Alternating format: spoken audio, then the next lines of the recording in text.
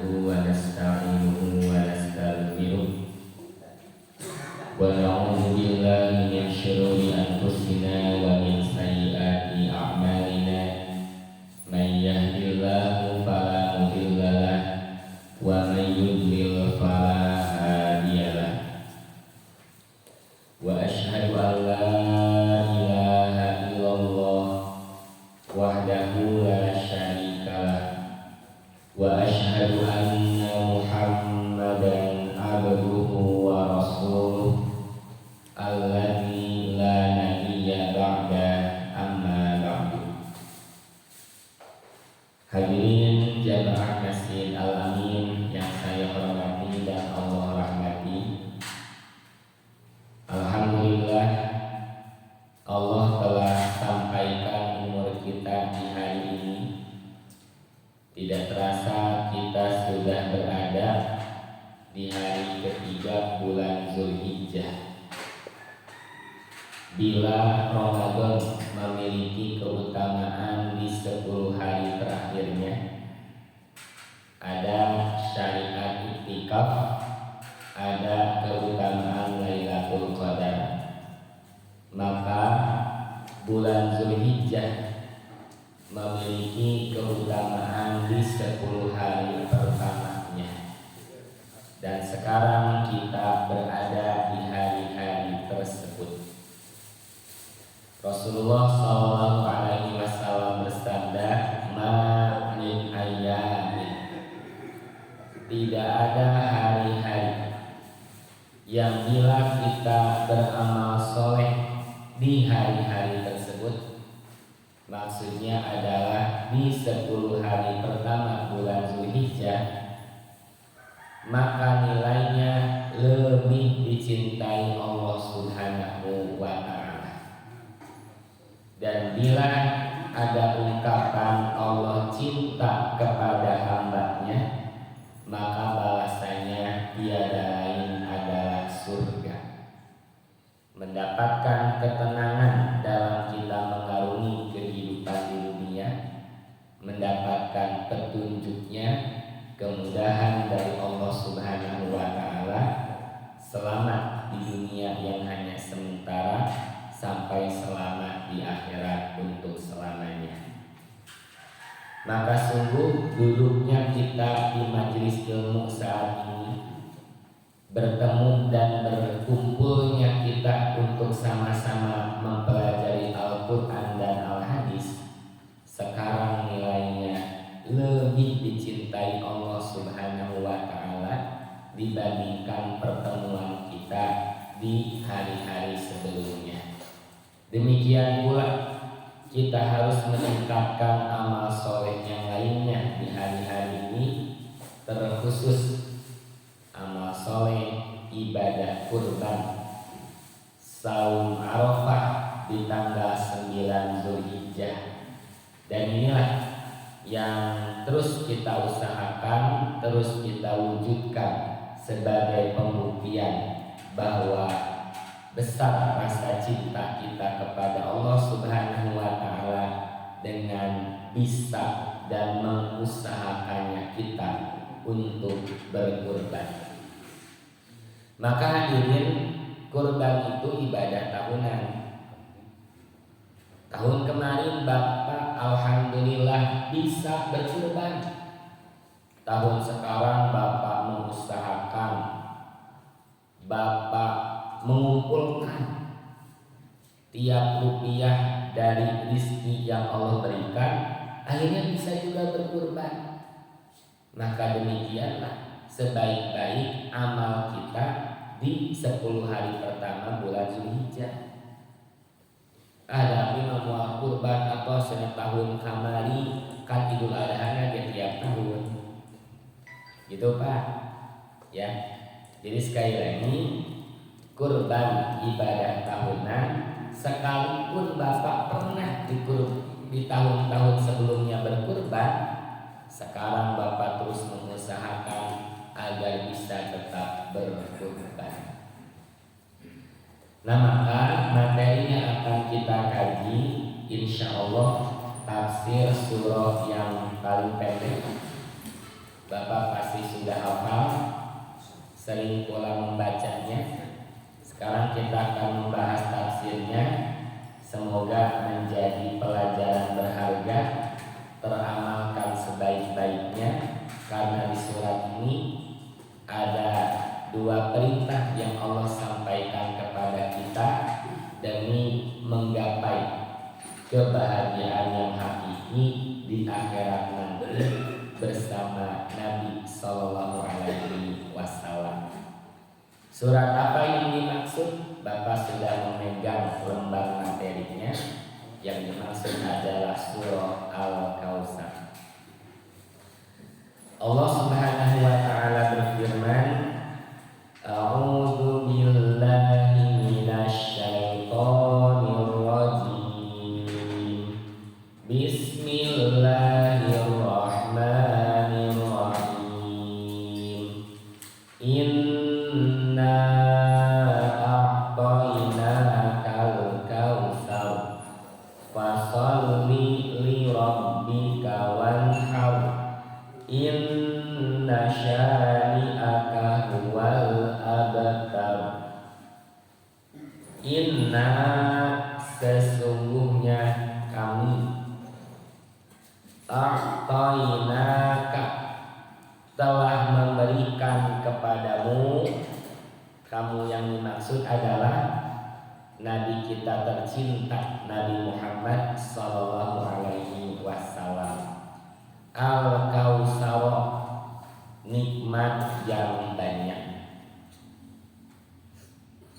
Pertama kita lihat sababun nuzul, sebab turunnya surat ini dalam hadis yang diriwayatkan oleh Imam Muslim. Dari Anas radhiyallahu anhu qala, ia berkata, Baina Rasulullah sallallahu alaihi wasallam data yaumin baina azhurina id alfa igfa'atan. Ketika Rasulullah sallallahu alaihi wasallam pada suatu hari berada di tengah-tengah kami, maksudnya berada di masjid. Tiba-tiba beliau mengantuk sampai tertidur. Nah, tertidur di sini tidak sampai merebahkan ngegoler gitu Pak, berbaring, tapi maksad igfa'atan teh nyarande terus ngawanya apa itu ya. Pernah Bapak contohkan atau Bapak alami? Ya, tapi bukan bagian dari sunnah Nabi ini mah ya. Ini menunjukkan bahwa betapa para sahabat benar-benar mencintai Nabi Sallallahu Alaihi Wasallam dengan kecintaan yang besar, merasakan kebahagiaan yang mendalam saat memandangi wajah beliau. Dugi kak nunduk tanah wae diperhatoskeun Pak. Pereumna wae jadi ilmu itu. Nah ini Pak. Nah di sini tidak disebutkan lebih jelasnya kapan waktunya. Tapi umumnya biasanya Pak, Nabi Shallallahu Alaihi Wasallam bersama para sahabat berlama-lama di masjid itu ketika selesai sholat maghrib menunggu waktu sholat isya. Itu jadi di antara para sahabat ada yang tidak pulang. Di antara alasannya jarak tempuh yang jauh lumayan. Daripada pulang dulu Pak, belum lama di rumah terus aja isya deui atau aswacana di masjid. Nah gitu. Biasanya mereka dari maghrib ke isya di masjid Pak. Nah maka di antara keutamaannya Nabi Shallallahu Alaihi Wasallam bersabda, siapa yang berada di dalam masjid untuk menunggu waktu sholat, maka mendapatkan pahala seperti mengerjakan sholat selama tidak tidak batal hidupnya gitu Pak ya. Eta mah bare carina nuju ngaos Quran, ngobrol atau istirahat gitu Pak ya. Di hadis lain mah Pak kondisi sahabat yang sampai tertidur masuk waktu Isya, Nabi ke masjid komat dan sahabat yang tertidur bari nyaran di eta teh langsung sholat Pak, teu wudu heula. Nah dari kejadian ini menjadi dalil bahwa tidur tidak membatalkan wudu. Nah tapi para ulama menjaga itu pun bila ada yang membersamai. Kan ketika kita tidur mah hilang kesadaran makanya Bapak teh teu apal, tidak terasa gitu ya. Siapa yang membersama ya sahabat lain. Sakirana anu teu peureum ngambek apa atau mendengar cenah didinya itu Pak wudu heula.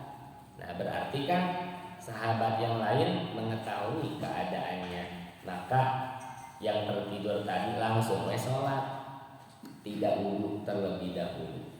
Nah, gitu Pak ya. Nah, di sini keadaan Nabi yang mengantuk lalu tertidur. Summa rafa'a ra'sahu. Kemudian beliau mengangkat kepalanya. Nah, keterangan mengangkat berarti sebelumnya kan iya Pak. Nah, gitunya. Kan tidak sampai terbaring tidurnya. Itu tak tiba-tiba nah gitu Pak, tiba-tiba beliau mengangkat, kemudian beliau mengangkat kepalanya mutabassiman sambil tersenyum. Bayang Pak, kalau Anas di sini kan yang menerangkan Anas, kalau Anas tidak memperhatikan sahabat sibuk dengan sesuatu yang dikerjakan oleh mereka, tidak akan sampai cerita ini Pak. Dan bukan hanya Anas, sahabat yang lain pun tetap merasakan kebahagiaan memandangi wajah Nabi Sallallahu Alaihi Wasallam. Terbayang Pak seperti apa sosok beliau. Terbayang betapa besar rasa cinta sahabat kepada beliau. Sekali lagi didugikan lulu tanah wae, jadi hadis Pak Nabi mah, jadi ilmu. Kemudian mengangkat kepala sambil tersenyum. Fakulna, maka kami berkata, tuh di sini kata Anas menerangkan bukan fakul itu kami. Berarti yang memperhatikan Nabi bukan hanya Anas, Pak. Sahabat lain pun memperhatikan, memandangi wajah beliau begitu apa sampai tahu beliau nundukan hingga tertidurnya. Ma adhaka ya Rasulullah. Apa yang membuat engkau tersenyum wahai Rasulullah? Nah ini penting Pak. Kalau ada yang senyum-senyum sendiri, surah seri sorangan doa Pak, harus kena naon gitunya. Beli katerasan gitu. Katerasan apa bahaya gitunya.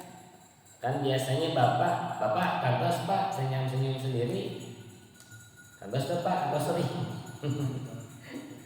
Biasanya karena hal apa Pak? Nah, ningali HP nya batur tak apa nontonan doseri sorangan ningali HP kenapa ya?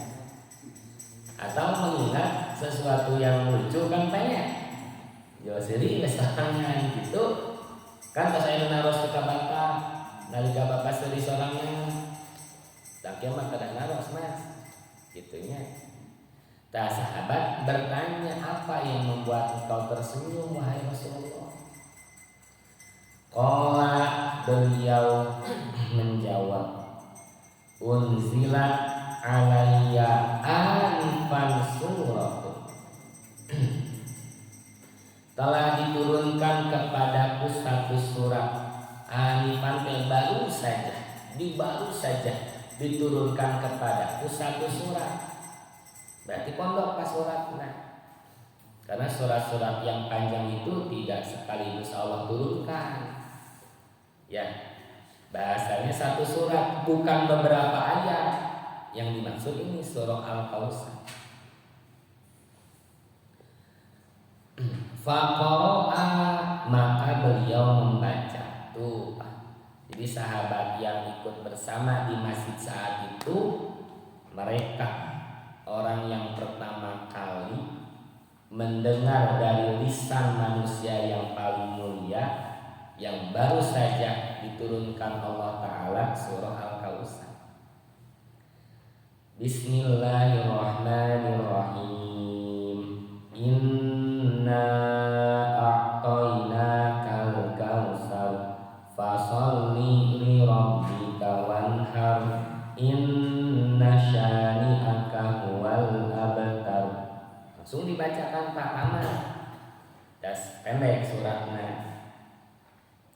Summa qala, kemudian beliau bersabda yang berisi pertanyaan kepada para sahabat. Atadruna mal kautsar? Apakah kalian tahu apa yang dimaksud Al-Kautsar itu? Faqulna, maka kami menjawab, Allahu wa rasuluhu a'lam. Allah dan Rasulnya yang maha mengetahui. Nah, artinya ada makna Al-Kautsar selebih dari tarjamah. Gitu Pak. Kan kalau tarjamah nikmat yang banyak. Dari kata kasir, Bapak mendoakan kebaikan orang lain, jazakumullahu khairan kasir. Semoga Allah membalas dengan kebaikan yang lebih banyak. Nah, berarti pertanyaan Nabi, Al-Kautsar dengan makna yang lain. Dan secara tarjamah nikmat yang banyak. Kalau tidak ada makna lain, Nabi tidak akan bertanya, Pak. Di sini Nabi bertanya, atadruna mal kautsar? Apakah kalian tahu apa yang dimaksud Al-Kautsar? Nah, otomatis sahabat menjawab, oh berarti bukan makna tarjamah ini. Mereka pun menjawab, Allah dan Rasulnya yang lebih mengetahui. Qala, beliau bersabda, fa innahu nahrun wa adanihi rabbi azza wa jalla alaihi khairun kasir. Al-Kautsar adalah sungai yang telah dijanjikan kepadaku oleh Tuhanku azza wa jalla. Padanya terdapat kebaikan yang sangat banyak. Nahrun, sungai. Jadi kalau Bapak bacanya pakai H besar, nahrun artinya sungai.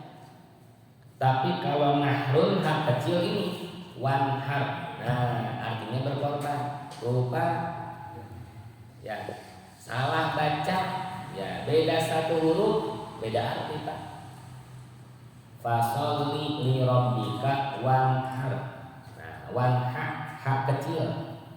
Kalau Bapak bacanya H besar, jadi sungai artinya itu. Kalau H kecil berkurban. Tuh Pak. Nah, di sini Nabi menjelaskan apa yang dimaksud Al-Kautsar. Nahrun, cenah sungai yang dijanjikan Rabbu azza wa jalla. Di dalamnya terdapat kebaikan yang sangat banyak. Huwa haudun taridu alaihi ummati yaumal qiyamah. Dialah haudoh, kolam atau lebih besar maknanya telaga itu Pak. Jadi penjelasan pertama sungai, apa bedanya Pak sungai dengan kolam atau telaga Pak? Bedanya kan sungai mah mengalir akhirnya beres Pak. Tuh tadi itu sungai, akhirnya haudoh telaga. Nah berarti Pak, kolam atau telaga yang berbeda dengan di dunia. Kan di kolam tetap ngalir Pak. Tadi itu mengalir. Jadi makna pertama nahrun sungai, Nabi menerangkan lagi, dia haudh, telaga yang akan didatangi oleh umatku pada hari kiamat. Itu kita semoga Pak diantaranya yang bisa datang ke sana. Wadahnya sebanyak bintang-bintang. Maka gambar Pak. Artinya indah seperti gelap malam yang dipenuhi gemerlap bintang. Nah gitulah gambarannya dari Imam Tamsil perumpamaan Pak. Jadi saking indahnya kumaha nerangkeunana. Nah gitu sebanyak bintang-bintang itu. Nah inilah Pak, tempat di mana Nabi Shallallahu Alaihi Wasallam bertemu dengan umat beliau.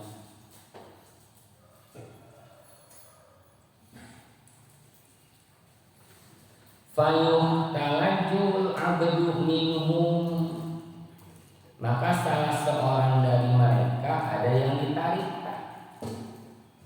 Salah seorang dari umat Nabi tadi ada yang ditarik. Fa'akum, lalu aku berkata, Robbi innahu min ummati, ya Robku, dia adalah salah seorang dari umatku. Fayaqul, lalu Allah berfirman, ma tadri ma ahdasa ba'daka, kamu tidak mengetahui apa yang telah dilakukannya setelah kewafatanmu. Rawahu Muslimun, hadis ini diriwayatkan oleh Imam Muslim. Ya, ditampil lah Pak, cairnya Pak.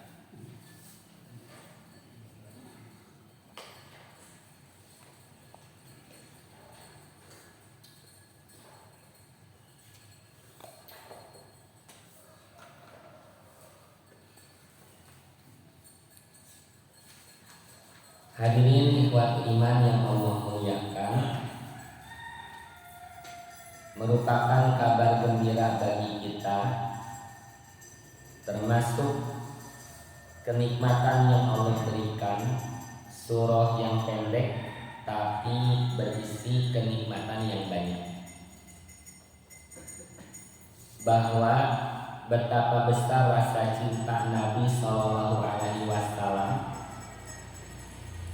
ada kerinduan yang mendalam pada diri beliau terhadap umat-umat beliau, umat beliau yang tidak hidup sejaman dengan beliau.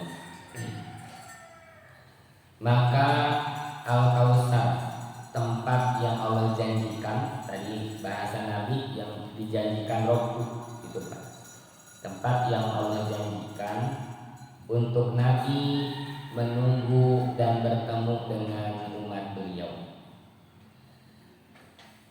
Namun di akhir cerita pada hadis ini ada hal yang harus kita waspadai Pak, yakni ada yang terusir.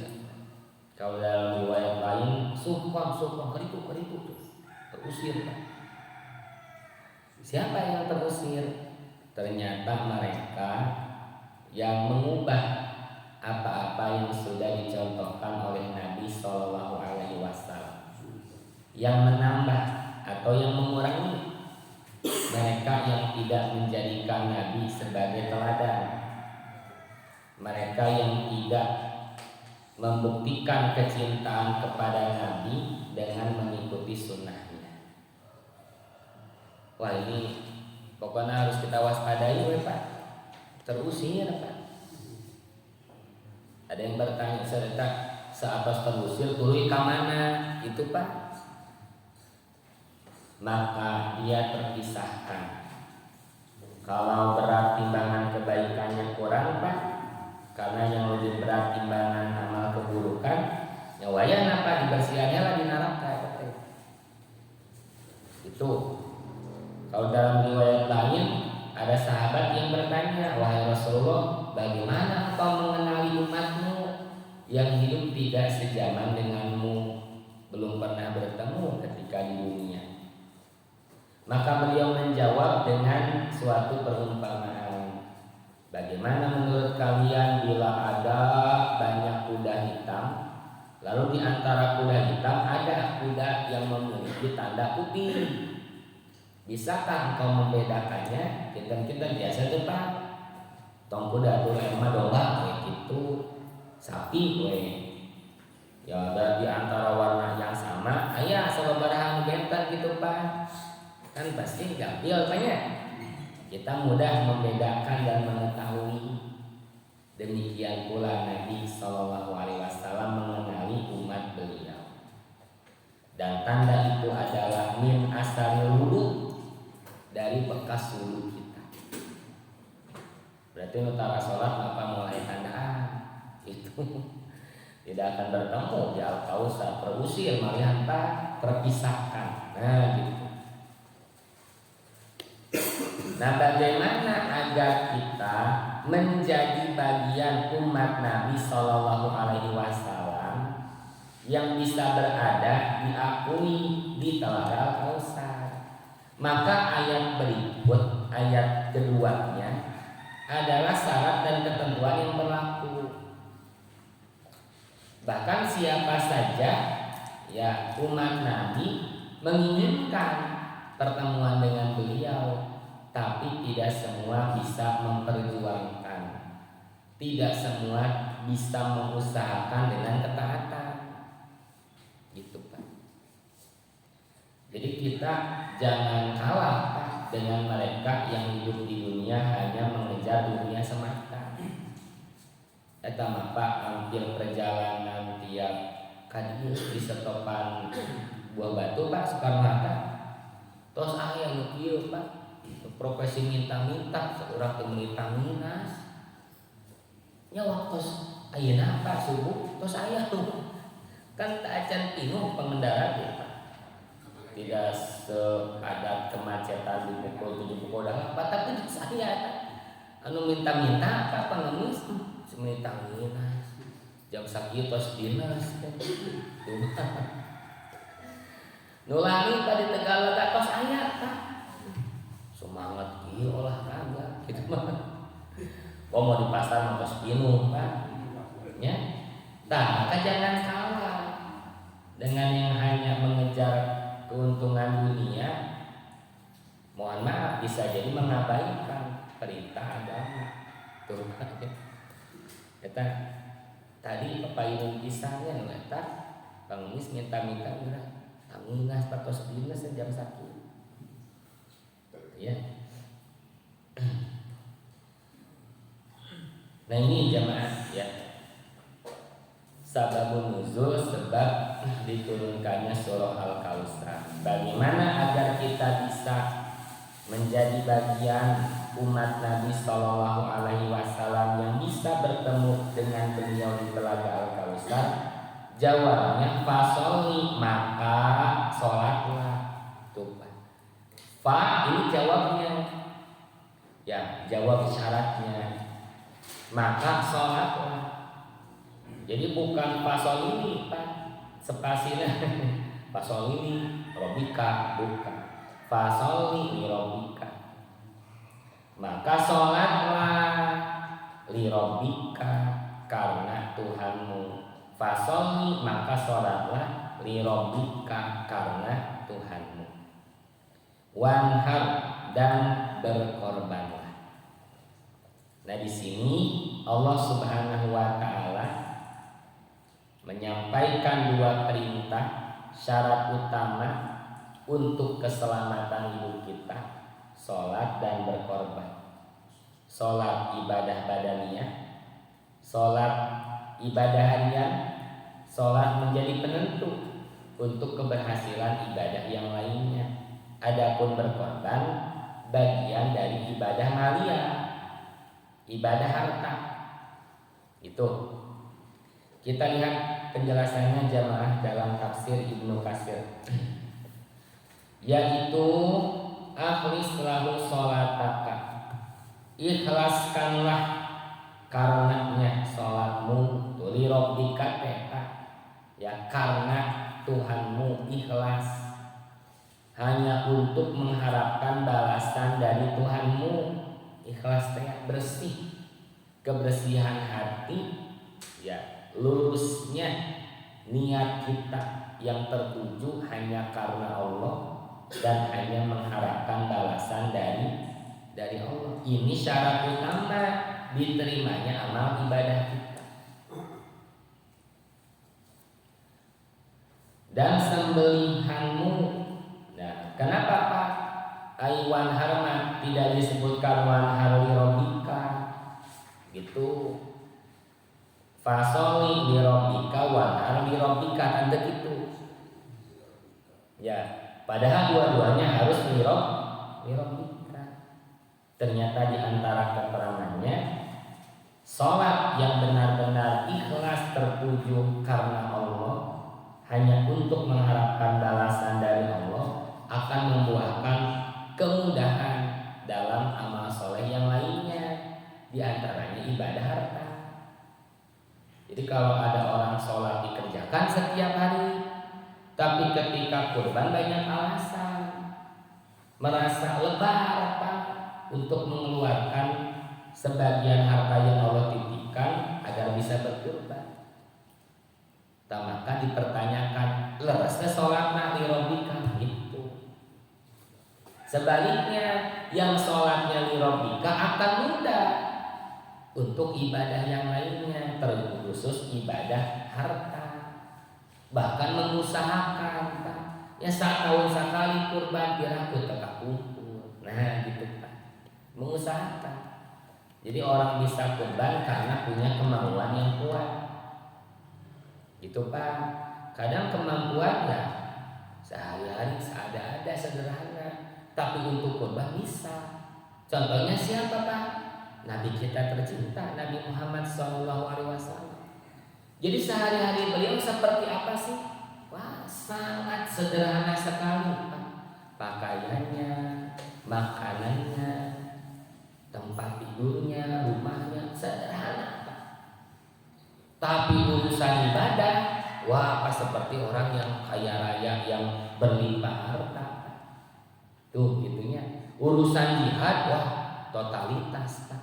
Nah Aisyah ini geranya jika nu mampu diajak ibadah mah wah Pak. Sabalikna di urang sadiditen gaya Pak. Gitu ya. Urusan dunia dibela, diusahakan. Diajak ibadah harta mata. Nah gitu. Banyak alasan, banyak pertimbangan. Bagaimana kita agar pola pikir ini jadi mudah dalam urusan ibadah? Yakini apa yang kita miliki hakikatnya amanah dari Allah, titipan. Lalu yang menitipkan meminta agar kita mengeluarkan, ragu badai ditahan. Jadi orang merasa berat untuk ibadah maliyah, ibadah harta, ketika meyakini apa yang dimiliki hasil usahanya semata, hasil kerja kerasnya. Kau capek-capek cina kumpul, ayo kudu kurban. Mending dipakai mesin dia nggak gertos gitu. Jadi banyak kebutuhan nggak ada. Itu ya. Fasoli li robbika wanhar.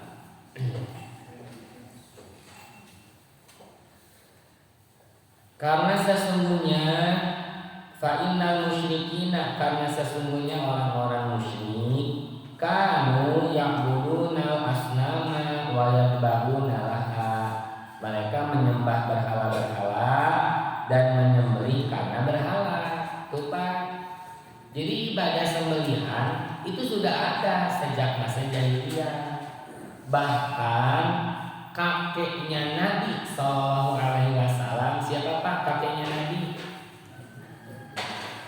Abu Thalib, Abdul Muthalib. Itu berkurban Pak dengan 100 ekor unta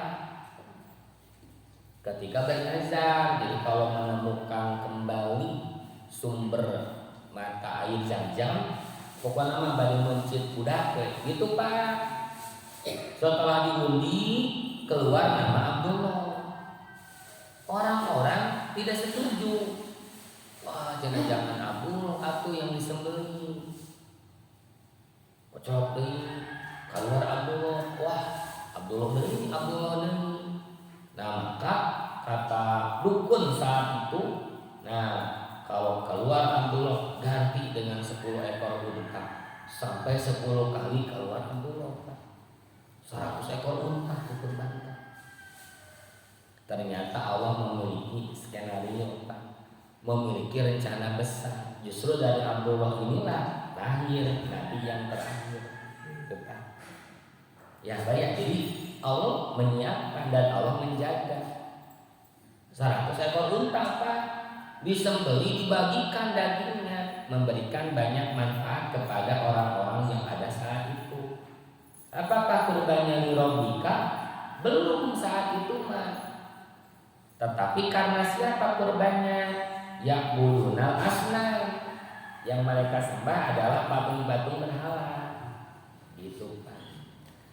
Di ayat ini Allah meluruskan bahwa sekarang kalian sebagai orang beriman, maka dimulai sholatnya dan juga kurbannya lirabbika, harus karena Tuhanmu, bukan karena berhala-berhala seperti keyakinanmu dahulu tinggalkan. Fa'amarahullahu ta'ala bimukhalafatihim, maka Allah Ta'ala memerintahkan berbeda dengan mereka orang-orang jahiliyah, berpaling dari kebiasaan mereka padanya dan menghadap dengan tujuan, niat dan kemauan yang teguh dengan ikhlas karena Allah Ta'ala. Qala Ibnu Abbas atau Mujahid, Ikrimah dan Hasan berkata, mengatakan bahwa yang dimaksud dengan wanhar ialah menyembelih unta dan ternak yang lainnya. Ya, pertanyaannya jamaah, surat ini diturunkan di Mekah atau di Madinah? Surat ini diturunkannya apakah kau tinggal di mushaf Quran? Surat ini kelompok Makkiyah, artinya periode dakwah Nabi ketika di Mekah. Maka wanhar yang dimaksud sembelihan yang bernilai sedekah, karena belum ada syariat Idul Adha. Jadi tak ada Idul Adha apa? Dan Idul Adha disyariatkan tahun kedua Hijriah di Madinah setelah hijrah. Itu. Nah, perbandingan Pak di surah lain, surah Al-An'am ayat 162 sampai 163, Allah berfirman, Qul inna sholati wa nusuki wa mahyaya wa mamati lillahi rabbil alamin. Katakanlah olehmu Muhammad, sesungguhnya sholatmu, wa nusuki ibadah sembelihanku, itu Pak. Apa bedanya wanhar ini wa nusuki? Kalau wanhar dilihat dari pengorbanannya, itu Pak. Jadi ada sesuatu yang dikorbankan sebagai pembuktian rasa cinta yang besar. Bapak, kita sebagai kepala rumah tangga, pemimpin, ada pengorbanan yang kita lakukan Pak? Ada pasti. Ya, kita butuh ini, butuh itu, anak butuh, mayuskeun atuh Pak. Kenapa bisa demikian? Karena ada rasa cinta yang besar. Peran kita sebagai orang tua berkorban untuk anak, amanah dari Allah yang kita cintai. Kalau disebut wa nusuki, ini penyembelihannya, nusuk Pak, jadi ibadah sembelihannya. Kenapa di atas wanhar? Untuk keindahan Al-Quran.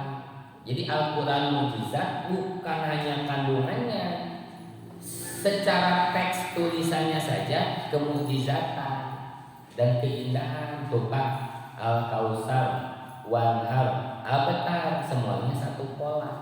Gitu. Bagaimana kalau disebut kurban? Kalau kurban itu artinya dekat. Maka kurban mendekatkan diri kepada Allah Subhanahu wa taala. Gitu, Pak. Terus bagaimana disebut udhiyah? Udhiyah ibadah sembelihan karena mulai menyembelihnya di waktu duha, gitu, Pak. Jadi eta-eta hanya beda penamaan sebutan. Seperti qiyamul lail gitu, Pak, tahajud, witir kan itu juga. Ya, tapi beda penamaan saja. Sesungguhnya sholatku, ibadah sembelihanku, nanti yang jadi anusuk, Pak, jadi sembelihan yang menjadi ibadah itu ada 3. Pertama hadyu, Pak, bagi yang sedang melaksanakan ibadah haji. Kalau hadyu ditetapkan waktu dan tempatnya. Yang kedua udhiyah, ini kaitan Idul Adha, ditetapkan waktunya. Kalau tempatnya tidak. Bapak domisilinya di kota Bandung kurban, di kampung halaman Bapak juga kurban, boleh, Pak? Boleh. Itu ya. Yang ketiga yang termasuk anusuk adalah akikah. Ditentukan jenis hewannya, kapan waktunya. Kalau akikah syariat syukurnya orang tua ketika Allah anugerahkan putra. Gitu, Pak ya. Jadi ada 3. Selain yang 3, Bapak menyembeli, dagingnya dibagikan, itu sedekah biasa. Ya, Bapak teh oyong syukuran putra Bapak tos diwisuda, marihan mah sudah diterima kerja, gitu, Pak. Bari mencit domba, mumpung kempel ya, kalau wargi di mana-mana apa mencit domba, tuluy ngabagi ka tetangga, boleh, Pak? Oh, itu mah sedekah biasa, bukan termasuk 3 anusuk yang tadi. Ya.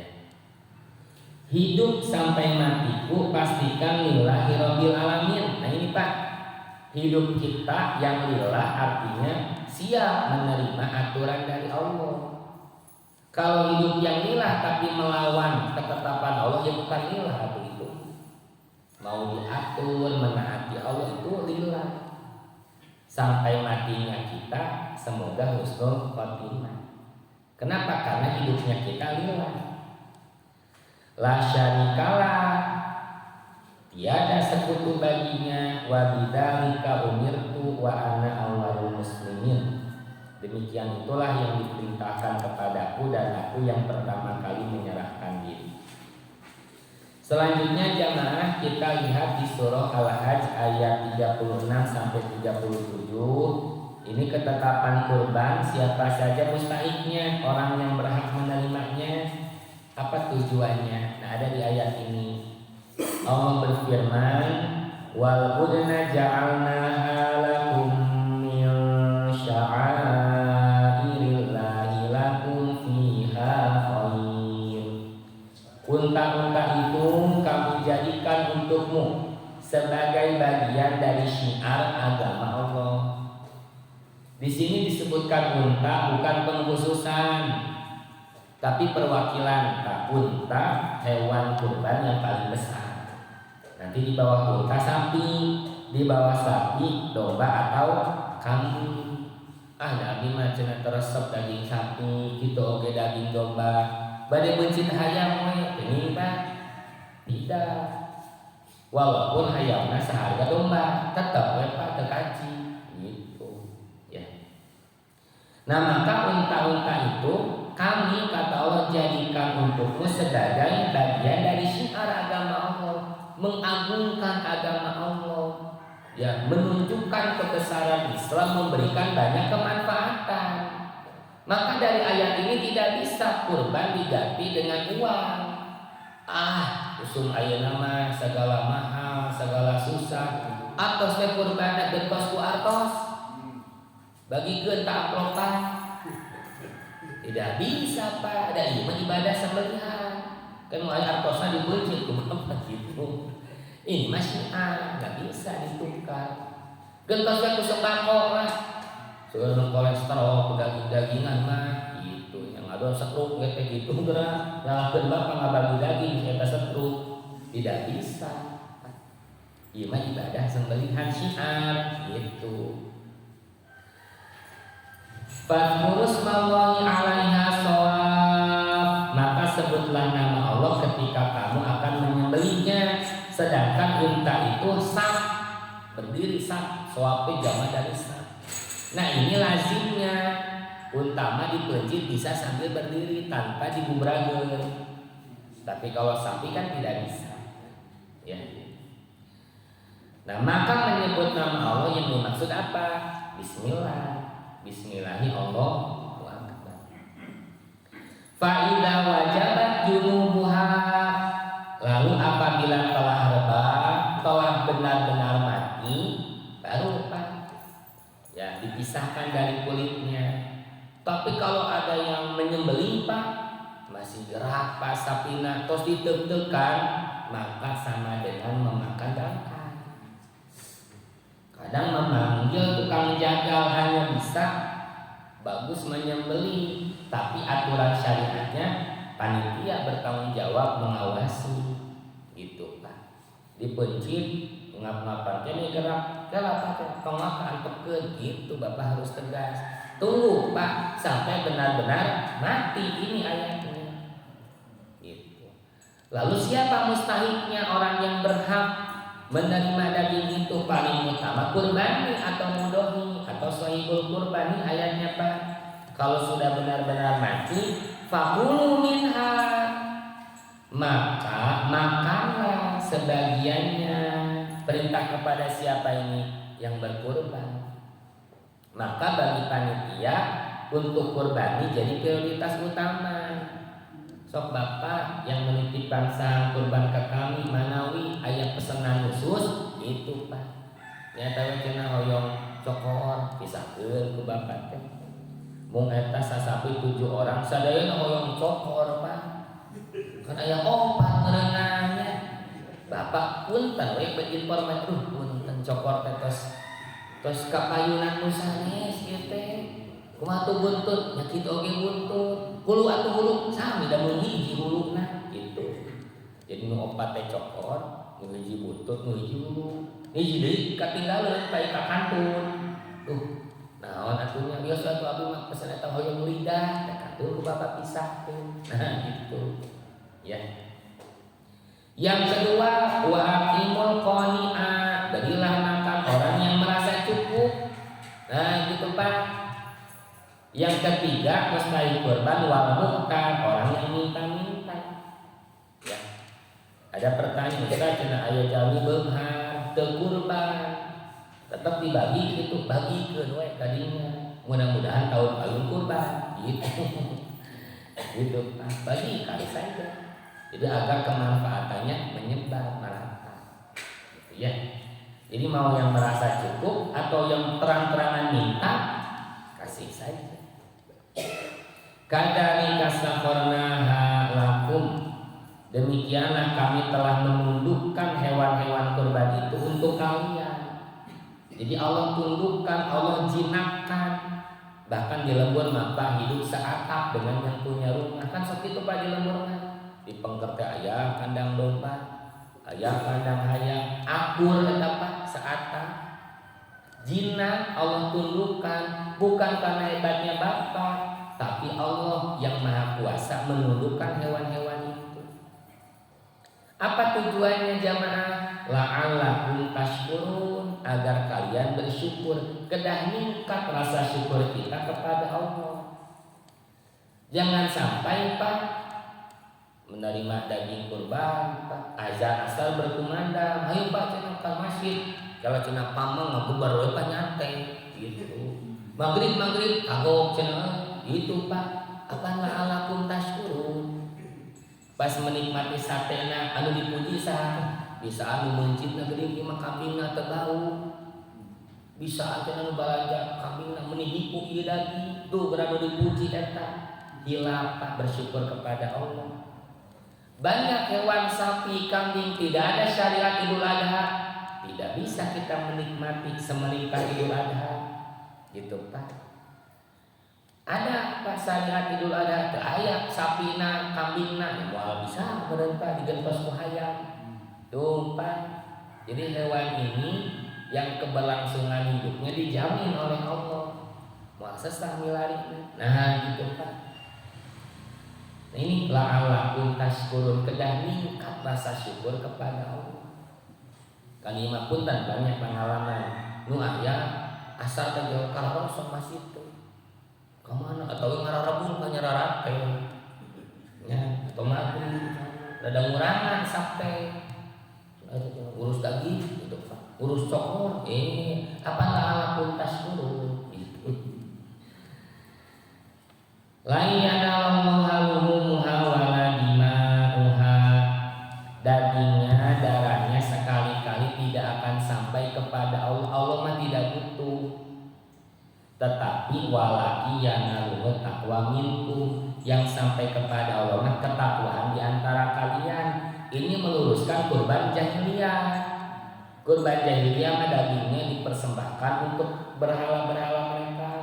Darahnya dilumuri Pak kepada patung-patung berhala. Allah meluruskan, sok dagingnya mah makan, bagikan, darahnya mah alirkan, bersihkan. Terus apa yang sampai kepada Allah? Ketakwaan di antara kita. Allah mah tidak perlu daging, tidak butuh darah, tapi ketakwaan di antara kita yang akan sampai kepada Allah. Ada orang kurban dengan sapi yang besar, sapi yang kecil. Bagi Allah mah tidak akan membutuhkan Allah. Ya, itu mah unsur muamalahnya. Itu. Jadi unsur akidah dalam ibadah kurban apa? Yang tadi lirobika. Gitu Pak. Unsur ibadahnya apa? Mengikuti aturan yang Allah tetapkan, yang contoh, yang Rasul contohkan. Unsur muamalahnya apa? Terasa kemanfaatannya oleh orang-orang yang ada di sekitar. Kadzalika sakharaha lakum tuh Pak, sampai Allah mengulangi, menegaskan, demikianlah kami tundukkan hewan-hewan kurban itu untuk kalian. Wallahu ala hadakum wa litukabbirullaha ala ma hadakum, agar kalian mengagungkan, memahabesarkan Allah atas petunjuk yang Allah berikan kepada kalian. Terakhir, wabasyiril muhsinin, berilah kabar gembira kepada orang-orang yang muhsin, yang berbuat baik. Perhatikan Pak, bahasanya bukan kepada orang-orang yang berkorban. Nah, dan yang tidak punya harta bisa berkorban dengan tenaga, kan gitu Pak? Bisa terlibat dalam kepanitiaan. Maka tidak boleh dikasih upah dari hewan kurbannya.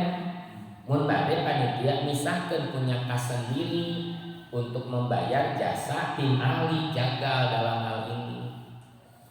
La wabasyiril muhsinin, berilah kabar gembira kepada orang-orang yang muhsin, yang berbuat baik, yang berkorban dengan harta, dengan tenaga, atau hanya sebatas penerima, menjadi penerima yang ikhlas Pak. Imah kurban itu mantosan itu musa ukur nanti ngagurutu Pak cuma tulang paling gitu kan. Atau jadi penerima yang kedah ikhlas gitu Pak. Ya.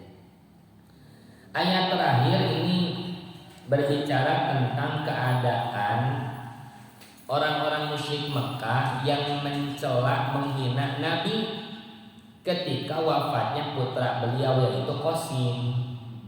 Dihina, cenah Muhammad mah terputus kebaikannya, terhenti sebutan namanya. Kan kalau tidak ada anak tadi sebat birna. Jadi betapa mereka mencari celah untuk menghinakan Nabi kita tercinta. Gitu Pak.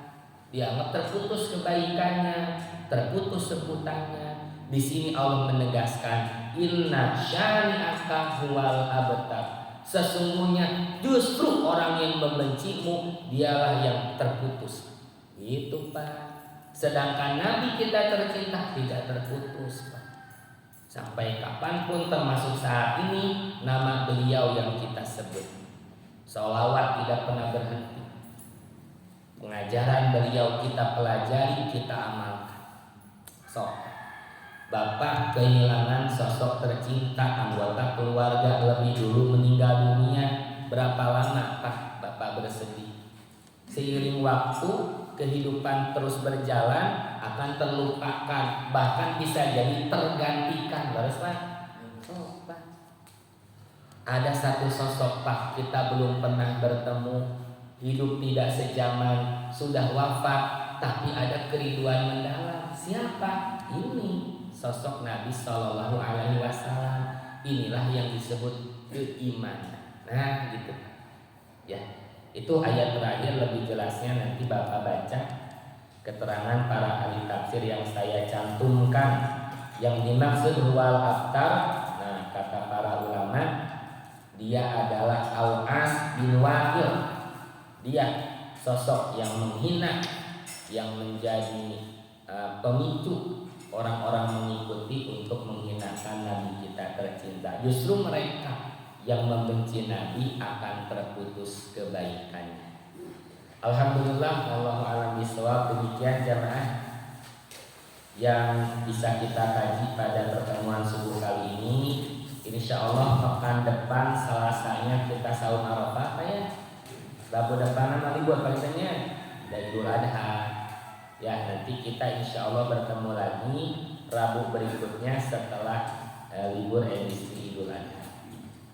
Sekarang jemaah Taji Nawawi Badinatian. Demikian, mohon maaf atas segala kekurangannya. Terima kasih untuk kehadiran dan kebersamaannya. Semoga kita bisa menunjukkan pengorbanan terbaik di Dzulhijjah tahun ini menjadi Idul Adha terbaik sepanjang hidup kita. Rabbana atina fid dunya hasanah wa fil akhirati hasanah wa qina adzabannar. Aqulu qawli hadza wa astaghfirullah li wa lakum. Wassalamualaikum